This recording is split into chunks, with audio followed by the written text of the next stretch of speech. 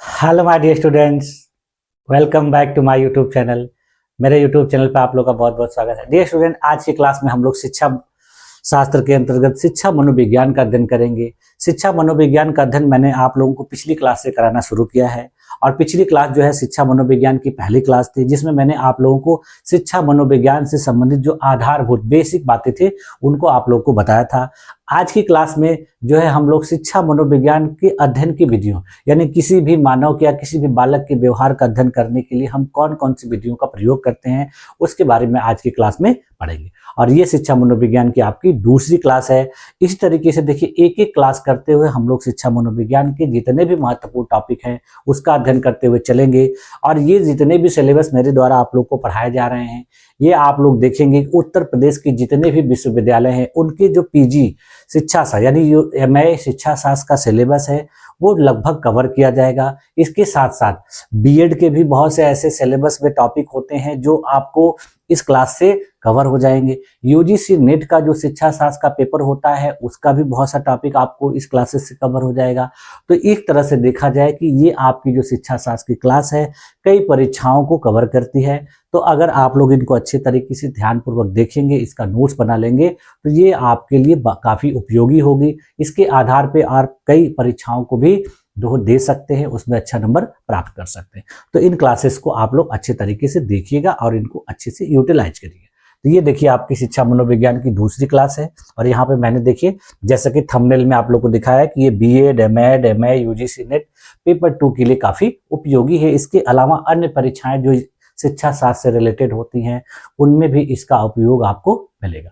तो चलिए आज की क्लास को शुरू किया जाए और शिक्षा मनोविज्ञान के दूसरे टॉपिक का हम लोग को अध्ययन करना है, उसका अध्ययन किया जाए। तो चलिए शुरू करते हैं। हाँ देखिए, आज हम लोग क्या अध्ययन कर रहे हैं, शिक्षा शास्त्र विषय। और ये शिक्षा शास्त्र विषय देखिए खास करके किसके लिए उपयोगी है, एमए और एमएड के विद्यार्थियों के लिए। तो आज की क्लास में हम लोग को शिक्षा मनोविज्ञान की विधियों के बारे में पढ़ना है, यानी मेथड्स ऑफ एजुकेशनल साइकोलॉजी। शिक्षा मनोविज्ञान में कौन कौन सी विधियों का प्रयोग किया जाता है। तो देखिए, शिक्षा मनोविज्ञान एक वैज्ञानिक अध्ययन है, अतः इसमें मानव व्यवहार के अध्ययन हेतु विभिन्न वैज्ञानिक विधियों का प्रयोग किया है। जैसे मैंने पिछली क्लास में आपको बताया था कि किसी भी बालक या किसी भी स्टूडेंट के जो है व्यवहार का अध्ययन करने के लिए हमको वैज्ञानिक तरीके से जो है विधियों का प्रयोग करना होता है और वैज्ञानिक तरीके से अध्ययन करने के बाद ही बाकी जो भी सुधार करने होते हैं उसके लिए कार्य करना होता है। तो इसके लिए जो विधियां उपयोग की जाती है, देखिए सबसे पहले विधि होती है उसका नाम है आत्मनिरीक्षण विधि, यानी इंट्रोस्पेक्शन मेथड। तो इस विधि में देखिए किया क्या जाता है, पहले इसका अर्थ देख लेते हैं कि आत्मनिरीक्षण का अर्थ क्या होता है कि अपने ही मानसिक अनुभवों का स्वयं अध्ययन करना, यानी आपके खुद के जो मानसिक अनुभव हैं, मेंटल एक्सपीरियंस है, उसका क्या करना, अध्ययन करना, उसका स्टडी करना। इसकी प्रक्रिया देखिए क्या होती है कि व्यक्ति अपने विचारों, अपनी भावनाओं, अपनी अनुभूतियों का स्वयं विश्लेषण करता है। और उदाहरण के लिए जैसे देखिए, क्रोध आने पर व्यक्ति यह सोचता है कि मैं क्रोधित क्यों हुआ, मेरे मन में क्या विचार है। अगर किसी को क्रोध आ रहा है, किसी बालक को गुस्सा आ रहा है, तो वो खुद ही सोचता है कि मैं किस बात पर गुस्सा हूँ, किस बात पे मैं क्रोधित हूँ और मेरे मन में यह विचार क्यों आया या कैसे आया। इसकी उपयोगिता जैसे देखिए क्या है कि भावनाओं और विचारों के अध्ययन में यह सहायक होता है। दूसरा देखिए क्या है कि इससे चेतना के अध्ययन में भी बहुत ज्यादा उपयोग किया जाता है। ठीक है, जैसे इसके देखिए कुछ सीमाएं भी हैं।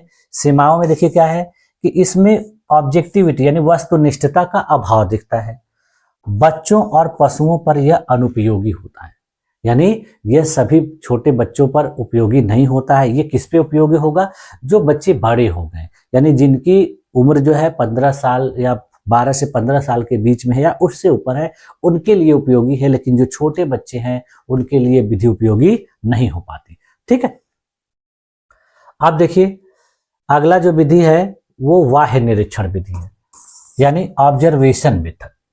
तो इसका अर्थ देखिए क्या होता है कि व्यक्ति के व्यवहार का बाहर से देखकर व्यवस्थित अध्ययन करना, यानी किसी व्यक्ति के व्यवहार को दूर से या बाहर से देखकर अध्ययन करना उसके बारे में कि उसका व्यवहार किस तरीके का है। ठीक है, इसका देखिए प्रकार दो प्रकार का होता है। एक होता है प्राकृतिक निरीक्षण और दूसरा होता है नियंत्रित निरीक्षण, यानी एक तरीके से नियंत्रण के आधार पर किसी चीज का निरीक्षण करना या एक प्रकार से नेचुरली निरीक्षण करना। उदाहरण के लिए जैसे देखिए कि कक्षा में शिक्षक के द्वारा छात्रों के व्यवहार का निरीक्षण। इसका उदाहरण एक है कि मान लीजिए क्लास में बहुत सारे बच्चे बैठे हुए हैं और एक टीचर क्लास में इंटर करता है, तो बच्चों का जो बिहेवियर रहता है, जो व्यवहार रहता है, वो कुछ देर तक उसको ऑब्जर्व करता है। ऑब्जर्वेशन करने के बाद वो एक कंक्लूजन निकालता है कि ये जो क्लास के बच्चे हैं इनका व्यवहार इस तरीके का है, तो ये बच्चे इस चीज को करने के योग्य हैं या इस चीज को करने के योग्य नहीं। तो इसमें वो ऑब्जर्वेशन के आधार पर उनके व्यवहारों का अध्ययन करता है। इसमें देखिए इसकी उपयोगिता क्या होती है कि यह बच्चों के अध्ययन में उपयोगी होता है और यह वस्तुनिष्ठ परिणाम देता है। ठीक। जो तीसरी विधि देखिए वो क्या है कि वो प्रयोगात्मक विधि है, एक्सपेरिमेंटल मेथड। तो इसका अर्थ देखिए क्या हुआ इस प्रकार की विधि का कि यह विधि जो है नियंत्रित परिस्थितियों में कारण परिणाम संबंध का अध्ययन करती है। यानी जो कुछ भी यहाँ होता है वहां पर जो है नियंत्रित तरीके से होता है, सिचुएशन पूरी तरह से नियंत्रित होती है और इसमें कारण क्या परिणाम क्या होता है, उनके बीच में क्या रिलेशन होता है, इसको देखा जाता है, पता लगाया जाता है। इसकी प्रक्रिया में देखिए दो प्रकार के चर लिए जाते हैं, एक स्वतंत्र चर और दूसरा आश्रित चर। उदाहरण के लिए जैसे देखिए यहाँ पर दो समूह बनाए जाते हैं। वो समूह क्या होता है कि एक समूह को पुरस्कार दिया जाता है और दूसरे समूह को बिना पुरस्कार के पढ़ाना और परिणाम की तुलना किया जाता है। यानी एक समूह है जिसको अच्छा बेहतर करने पर पुरस्कार दिया जाता है और एक दूसरा समूह जो है उसको बिना पुरस्कार दिए ही पढ़ाया जाता है। तो उसमें देखिए क्या अंतर आता है, उनके परिणाम में क्या डिफरेंस आता है, यही इस विधि में तुलना किया जाता है। तो यहाँ पर इसकी उपयोगिता क्या होगी कि यह सर्वाधिक वैज्ञानिक विधि है और दूसरा इससे जो निष्कर्ष आता है वो विश्वसनीय आता है। ठीक। अगला देखिए जो है वो नैदानिक विधि है। नैदानिक विधि का मतलब कि क्लिनिकल मेथड। तो इसमें देखिए क्या किया जाता है कि इसमें मानसिक समस्याओं के गहन व्यक्तिगत अध्ययन की विधि के रूप में उपयोग यानी किसी भी बालक के अंदर किसी भी मानसिक समस्या को जानने के लिए इस विधि का प्रयोग किया जाता है। यानी किस प्रकार की मानसिक समस्या की वजह से उसके अध्ययन में या उसके पठन पाठन में समस्या आ रही है, कोई दिक्कत आ रही है, तो इस विधि का प्रयोग करके और इसको पर्सनली व्यक्तिगत रूप से किया जाता है। उदाहरण के लिए देखिए जैसे बालक में सीखने की समस्या का अध्ययन करके उसका उपचार करना। यानी अगर किसी बालक में सीखने में समस्या आ रही है, उसको पढ़ने में समस्या आ रही है, उसको गणितीय गणना करने में समस्या आ रही है, तो शिक्षक खुद से पर्सनली उस बालक के बारे में अध्ययन करेगा, उसके बारे में जानेगा और फिर उसकी कमियों को दूर करने के लिए कार्य करेगा। उसकी उपयोगिता देखिए क्या है कि मानसिक रोगों के उपचार में, यानी बहुत से ऐसे विद्यार्थी होते हैं जो देखिए विशिष्ट स्कूलों में पढ़ते हैं, यानी उनके लिए स्पेशल स्कूल होते हैं, तो उसी प्रकार के टीचर भी वहाँ पढ़ाने के लिए रिक्रूट किए जाते हैं। तो उनको विशेष प्रकार की शिक्षा ही प्रदान की जाती है बीएड के प्रशिक्षण में। तो वो उन बालकों के मानसिक चीजों को अध्ययन कर लेते हैं, मानसिक रूप से उनकी जो समस्या होती है जिसकी वजह से उनकी पढ़ाई में दिक्कत आती है, उसको अध्ययन करने के बाद फिर उसके लिए वो काम करते हैं और उसका उपचार करते हैं। यह देखिए काउंसलिंग में भी काफी उपयोगी होता है। जब बहुत से विद्यार्थियों की काउंसलिंग करनी होती है, उनमें से चयन करना होता है, तो इस आधार पर भी उसमें उपयोग करके इसको उपयोगी मानकर किया जाता है। ठीक। अब देखिए जो अगली विधि है वो परीक्षण विधि यानी टेस्ट मेथड। तो इसमें देखिए क्या किया जाता है कि मानकीकृत परीक्षणों के द्वारा मानसिक क्षमताओं का मापन किया जाता है। यानी स्टैंडर्ड जो है टेस्ट लिए जाते हैं, परीक्षण किए जाते हैं और फिर उसके आधार पर जो है विभिन्न प्रकार के स्टूडेंट की मानसिक क्षमताएं कितनी हैं, मेंटल एबिलिटी कितनी है, उसको मापा जाता है, आंका जाता है। देखिए इसका दो तीन तरीके से प्रयोग किया जाता है। जैसे मान लीजिए बच्चों का बुद्धि परीक्षण करा दिया गया, ठीक है, इंटेलिजेंस टेस्ट करा दिया गया, या फिर बच्चों का व्यक्तित्व परीक्षण करा दिया गया, पर्सनालिटी टेस्ट करा दिया गया, या अचीवमेंट टेस्ट करा दिया गया। तो इसमें जब कराने से बच्चों के क्या होगा कि मानसिक क्षमताओं का पता लग जाएगा और फिर उसका मापन करने के बाद उनको उसी प्रकार का शिक्षण प्रदान किया जाएगा या फिर उनमें जो कुछ भी कमियां होंगी उसको दूर करने का प्रयास करें। उदाहरण के लिए देखिए जैसे देखिए कि आईक्यू टेस्ट के द्वारा बुद्धि का मापन करना। यानी मान लीजिए आईक्यू टेस्ट ले लिया गया बच्चों का, तो आईक्यू टेस्ट से पता चल जाएगा कि किस बच्चे की बुद्धि का स्तर किस तरीके का है। अगर उसकी बुद्धि का स्तर 90 से 110 के बीच में है तो कहा जाएगा कि बच्चा सामान्य स्तर का है। अगर 110 से ऊपर है, 140 के बीच में है, तो कहा जाएगा कि ये बच्चा जो है प्रतिभाशाली है। और अगर 90 से कम है तो कहा जाएगा कि इस बच्चे में सामान्य रूप से पढ़ने लिखने की क्षमता में थोड़ी बहुत कमी है। अगर 50 से भी नीचे आता है तो कहा जाएगा कि बच्चा पढ़ने लिखने में अक्षम है। ठीक। तो इस तरीके से ये पता लगाए। इसकी उपयोगिता देखिए क्या होती है कि यह चयन और वर्गीकरण में यानी सिलेक्शन और क्लासिफिकेशन में बहुत उपयोगी होता है। अगर बहुत से विद्यार्थी किसी क्लास में है या किसी चीज में उनको चयन करना है तो ये बहुत काफी उपयोगी होता है, क्योंकि सारे विद्यार्थियों का चयन न करके बल्कि सिलेक्टेड स्टूडेंट का चयन कर लिया जाए। ठीक है, तो ये इस तरीके से उपयोगी है। उसके बाद फिर देखिए एक और विधि है, वो विधि देखिए क्या है, सर्वेक्षण विधि यानी सर्वे मेथड। तो इसमें देखिए क्या होता है कि बहुत बड़ा अगर समूह है, ग्रुप है, तो उसमें क्या किया जाएगा कि सर्वे करके सूचना को एकत्र किया जाएगा और उसका निष्कर्ष निकाला जाएगा। जैसे मान लीजिए कि किसी स्कूल का सर्वे करना है या फिर किसी ग्रामीण क्षेत्र में जो आंगनबाड़ी विद्यालय है या प्राथमिक विद्यालय है तो वहाँ का सर्वे करना है, तो वहाँ के विद्यालयों का सर्वे करके फिर वहाँ से एक कंक्लूजन निकालना और कंक्लूजन निकालने के बाद फिर उसके प्रति कार्य करना। इसके लिए उपकरण देखिए दो प्रकार के प्रयोग किए जाते हैं, या प्रश्नावली और साक्षात्कार। यानी क्वेश्चनेयर तैयार किए तो कुछ प्रश्न तैयार कर लिए जाते हैं और उन्हीं प्रश्नों को वहां पर सर्वे में पूछा जाता है, उसका जवाब लिया जाता है। या फिर इंटरव्यू होता है, यानी जो बच्चों का या किसी भी व्यक्ति का जिसका ये करना हो सर्वे, उससे आपस में बात करता है करने वाला व्यक्ति और फिर उसके आधार पे जो कुछ भी बातें उसके सामने आती हैं वो उसका एनालिसिस करता है और फिर उस पर निष्कर्ष निकालता है।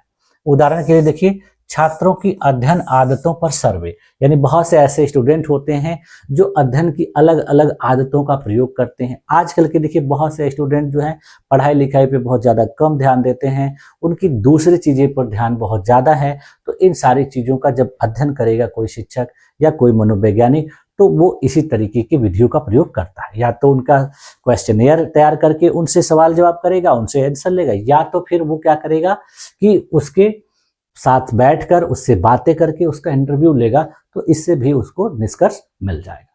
ठीक। अगला देखिए जो विधि है वो केस स्टडी विधि है। ठीक है, तो केस स्टडी विधि का मतलब क्या होता है कि किसी एक व्यक्ति का गहन अध्ययन। केस स्टडी पर्सनली किसी एक व्यक्ति की, चाहे एक व्यक्ति चाहे किसी एक बालक का, तो उसमें क्या होगा कि वह उस बालक से संबंधित जितने भी महत्वपूर्ण बातें रहेंगी सारी चीजों का अध्ययन करेगा और उसके लिए वो डाटा कलेक्ट करेगा। जैसे उदाहरण के लिए देखिए कि एक मंदबुद्धि बालक है तो उसका पारिवारिक, सामाजिक और शैक्षिक जीवन किस प्रकार का है, इन सारी चीजों का अध्ययन करेगा। यानी वो बालक परिवार में कैसे रहता है, उसके परिवार के लोग किस प्रकार के हैं, उनके विचार किस प्रकार के हैं, फिर वह समाज में किस तरीके से अपने आप को देखता है, समाज के लोग उसके प्रति क्या विचार रखते हैं, और उसका शैक्षिक जीवन किस प्रकार का है, घर के लोग उसके शैक्षिक जीवन में किस प्रकार का योगदान देते हैं, किस तरीके से सपोर्ट करते हैं, ये सारी चीजों का वो अध्ययन करेगा। ठीक है, उसके बाद फिर देखिए अगली जो विधि है वो सांख्यिकी विधि यानी स्टैटिस्टिकल मेथड। इसमें देखिए क्या होता है कि विभिन्न प्रकार के आंकड़ों के एनालिसिस यानी विश्लेषण के द्वारा कंक्लूजन निष्कर्ष निकाला जाता है। इसका उदाहरण देखिए कि परीक्षा परिणामों का औसत निकालना। सांख्यिकी विधि का मतलब हो गया कि किसी परीक्षा के आयोजन के बाद बच्चों का जिस तरीके का रिजल्ट आया हो, मार्क्स आया हो, तो उसके आधार पे कंक्लूजन निकालना।